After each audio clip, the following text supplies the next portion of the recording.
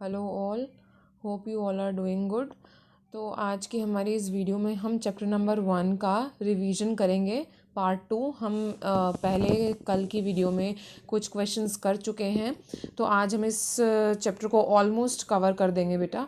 हमारा जो first question है इस चैप्टर का वो है HCF ऑफ 306 एंड 657 इज़ 9। ये आपको दिया हुआ है।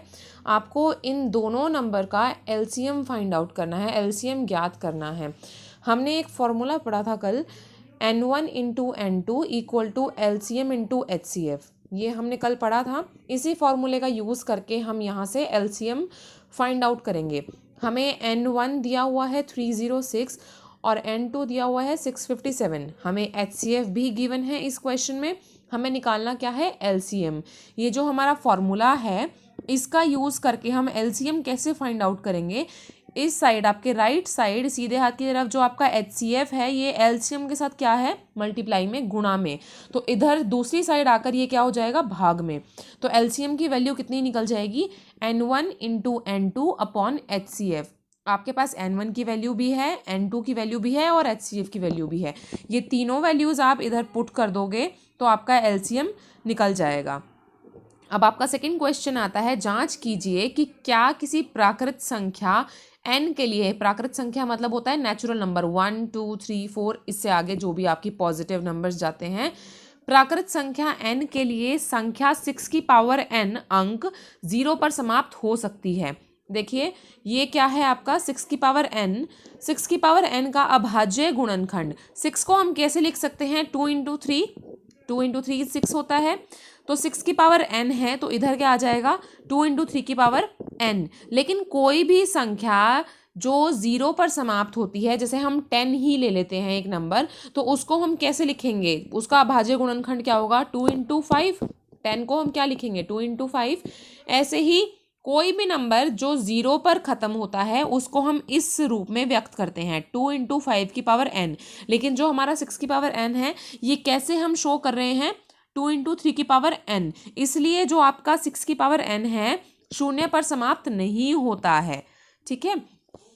आपका नेक्स्ट क्वेश्चन है थर्ड क्वेश्चन, व्याख्या कीजिए।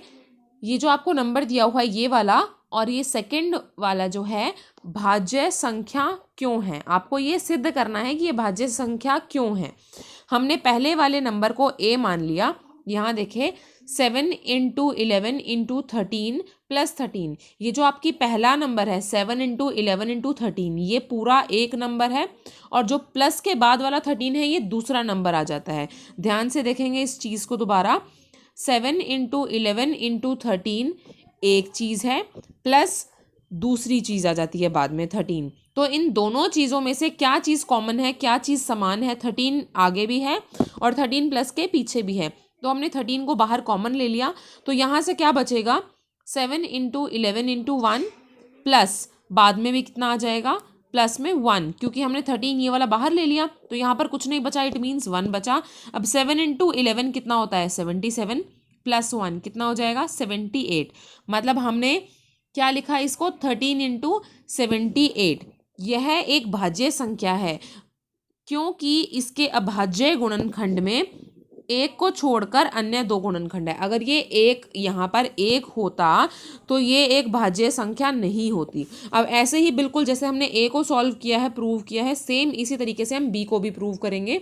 b बराबर में 7 into 6 into 5 into 4 into 3 into 2 into 1 plus 5। अब सेम यही आ गया, प्लस के लेफ्ट साइड आपकी एक डिजिट है, प्लस के बाद में जो है, प्लस के बाद वाली वो दूसरी डिजिट है।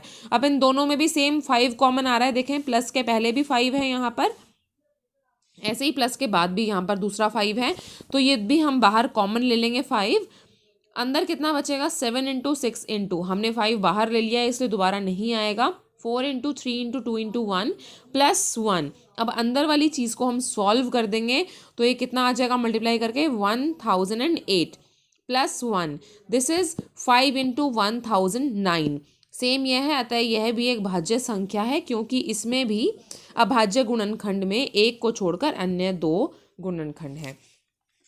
अब आपका नेक्स्ट इम्पॉर्टेंट क्वेश्चन जो होता है इस चैप्टर का वो इस टाइप का आता है, सिद्ध कीजिए कि √5 एक अपरिमेय संख्या है। हम इसका विपरीत मान लेते हैं कि √5 क्या है, परिमेय संख्या। कोई भी परिमेय संख्या जो होती है उसको हम किसकी फॉर्म में व्यक्त करते हैं, किस रूप में लिखते हैं, P/Q के। और जो नीचे आपका Q होता है वो कभी भी 0 के बराबर नहीं होना चाहिए। तो हमने क्या लिख लिया, 5 को P/Q। ये जो Q है ये इधर डिवाइड में है, तो √5 के साथ क्या हो जाएगा, मल्टीप्लाई में हो जाएगा। जब हम दोनों साइड वर्ग कर देंगे, स्क्वायर कर देंगे, तो देखें √5 का स्क्वायर क्या हो जाएगा, 5, Q का स्क्वायर इज Q बराबर P का स्क्वायर। अब ये जो 5 है इधर मल्टीप्लाई में है, दूसरी साइड आके क्या हो जाएगा बेटा, डिवाइड में। यहाँ जो 5 है वो किसको विभाजित कर रहा है, P² को, इसलिए जो 5 है वो P को भी विभाजित करेगा।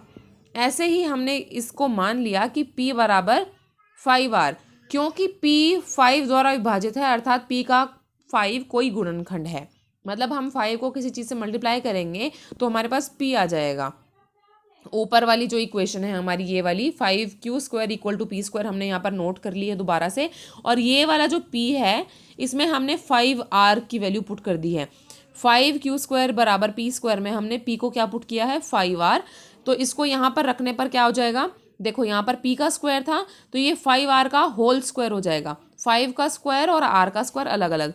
5 का स्क्वायर करेंगे तो 25, R का स्क्वायर करेंगे तो R ही होगा। अब इस 5 से 25 कैंसिल हो जाएगा, तो Q² = 5R²। तो सेम जैसे हमने ऊपर किया था, यहाँ 5 को है जो वो Q² को विभाजित कर रहा है, इसलिए 5 Q को भी विभाजित करेगा।